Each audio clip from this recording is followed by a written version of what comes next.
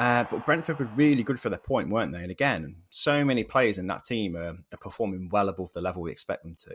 But I think the secret for me for Brentford is not really that much of a secret. It's Thomas Frank, isn't it? He's such a great coach. And just to shine an example of how you get players coached well enough to perform well above their standard, really.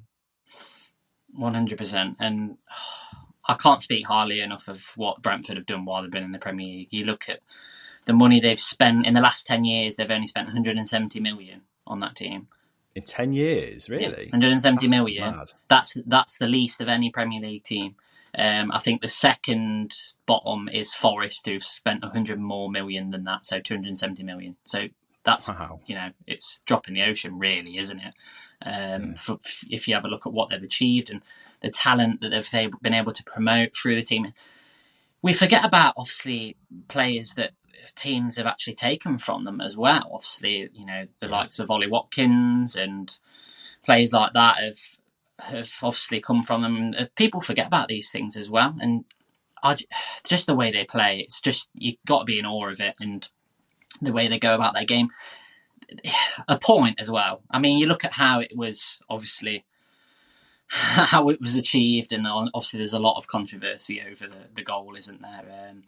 But they thoroughly deserved a point for me, Brentford, and they had more than enough opportunities. I think that's what will probably frustrate them, is that they could have arguably gone on and won this game. You looked at the way Ivan Toney played. He played absolutely brilliantly. It was just a couple of occasions where he was missing that final touch, where there was. Did have a couple of chances where you'd probably expect him to score on another day, but the way that they played, and an interesting thing for me as well is how dominant they are in terms of like their physicality, and a ridiculous stat from this game. William Saliba had 10 aerial challenges and didn't win one. That's Toney, though, isn't it? He's such a handful. And he had a nightmare game in general, Saliba did. And it's down to Toney's energy, his vision. He finds space, doesn't he? He actually plays really well in terms of setting up others in the game as well. He creates space for others. But mainly his physicality is just unplayable. I think the way he gets in and amongst the right parts of the area just to get in amongst the goals as well is difficult to stop. And Arsenal found that, didn't they, really, especially for his goal. Oh, yeah. And I think Brentford have scored more set-piece goals this season than any other team. 14. Wow. Which kind of highlights, how dominant they are in the air. So coming up against any teams that have struggles, then they're obviously going to thrive in those sort of areas. And let's be honest, the goal, it should have been offside. But you've got to give Brentford a lot of credit. The resilience that they showed in this game, like defensively, I thought Ethan Pinnock had a brilliant game. He made it an absolutely outstanding challenge against Nketiah, I think, where it looked like it was going to be a goal. He managed just to make a last ditch challenge just to kind of snuff the ball away from him. And if they can keep a lot of those players, that they can go far and they can build upon what is already a really good foundation. And Thomas Franks, what a job he's been doing. And you've got to say, it's going to be interesting to see if some teams, maybe even a top 6 team does go for him in the next couple of years, because what he's doing there is frankly fantastic. No pun intended there. No. Frankly fantastic. Do you know what? I don't think he'd turn and look at any other team outside the top 6 now if he was ever approached. And I think he's got things so good at Brentford in terms of they're supporting and facilitating his style of play. It's his team, isn't it? And you said Ethan Pinnock's a shining example. Like he's come up through the divisions, hasn't he? But stuck through this top flight transition with Brentford. So many others have done that as well. I think they only added of significance. Was it Ben Mee in the summer? That's the only sort of kind of transfer they've had that's really been noteworthy. And, he's not world class by any means, but he's made them a solid outfit again. And so many players have played well above their level, really. Obviously, Ivan Toney is the standout player. But, I think Josh Da Silva, again, he's proving people wrong. He's had a horrible injury, but he was rejected, I think, by Arsenal, was it, when he was a youth player? Yeah. So that's some kind of revenge there. Norgard as well, I thought, played really well. So, yeah, Brentford have got a lot of outstanding players, but they're coached so well that you can't see them going anywhere else and shining in the same way, can you really? I think one thing that Franks has going for him as well is he's not got a great deal of expectation on him, I don't feel, especially with kind of the investment that they've put in and how well he's done in the last couple of years with that particular team. If you look at Graham Potter, for example, similar sort of situation at Brighton, recruited really smartly.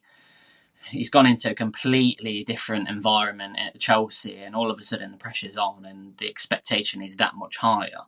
I just feel as though this club does really suit Thomas Franks, and who knows, obviously we'll probably get to a point in his career where he might want to kind of, push on and test himself in different waters, but for now he's doing such a great job. You couldn't see him at any other club. No, I think that's a good comparison with Graham Potter as well. It's kind of a cautionary tale, isn't it, of making that step up, because I mean, to go from a team that's challenging for 6th and 7th in the Premier League to a top 4 contender is such a massive gap in expectation and resources as well. And I think he has to handle limited resources at Brentford. So if he was to be given like unfathomable riches at another club, like Potter has with Chelsea and being handed all these world-class players, it'd be interesting to see how he'd handle that. But I also don't think he'd last 5 minutes in a job as well, because that kind of coach needs time to embed a system. And Brentford have had so much time to embed a system. In fact, when they were chasing promotion, they failed a few times, didn't they, at the final hurdle at playoffs? But they stuck with it. They stuck with the system, the philosophy. And that's to their credit, because it's paid off once they got promoted. And as soon as they did get promoted, I mean, I doubted they'd stay in the league. But after that first season in the Premier League of consolidation, I can't see them leaving the league now, unless something dramatic happens, like Frank leaving, I guess.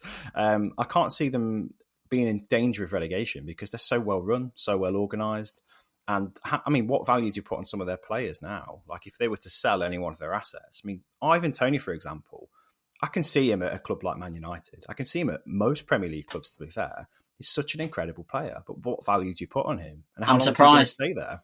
I'm really surprised that someone like Chelsea didn't go for him, to be honest. It just seems like the final piece for Chelsea. I mean, we say final piece with how they're playing. It sounds absolutely ridiculous, doesn't it? But some of the players that they have, a player like him in that team would be outstanding, just the way he links play and brings other players into, situations where they're able to sort of build in attacking transitions. I think he's outstanding, and I just hope he gets more of an opportunity for his country as well. I really like to see him be given a chance. Well, he's earned it. I think he's formed this season. But then there's a few English strikers that are in the same position, aren't there, really, that are playing really well. But yeah, he's probably, I think, the standout English striker, obviously, with Kane included in that bracket as well. I think the way he's taking his chances, he's creating goals out of nothing sometimes, and bullying his way into positions. Yeah, he's an absolute joy to watch.